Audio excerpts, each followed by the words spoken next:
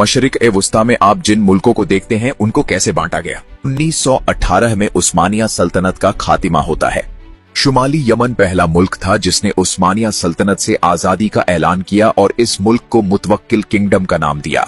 इस मुतवक्किल किंगडम को 1962 में खत्म करके रिपब्लिक ऑफ यमन बनाया गया।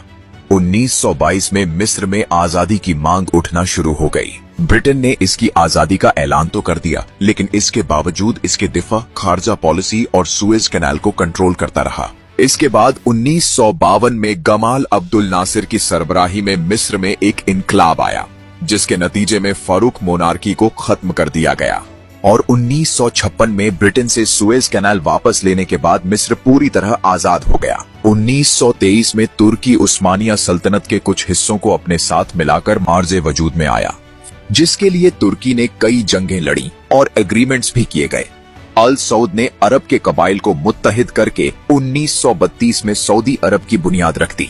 1921 में ब्रिटिश एम्पायर ने इराक में बादशाहत कायम करवा दी। ऑफिशियली तो ये एक आजाद मुल्क था, लेकिन 1932 में लीग ऑफ नेशंस में शामिल होने के बाद इसे पूरी आजादी मिल गई।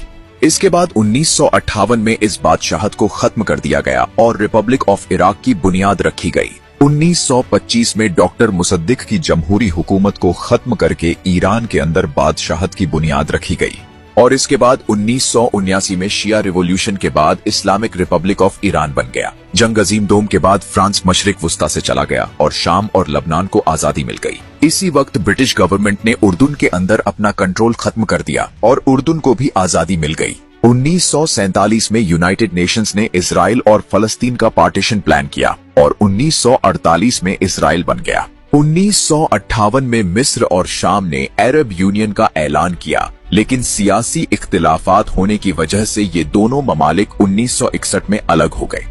उसी साल कुवैत को भी आजादी मिल गई।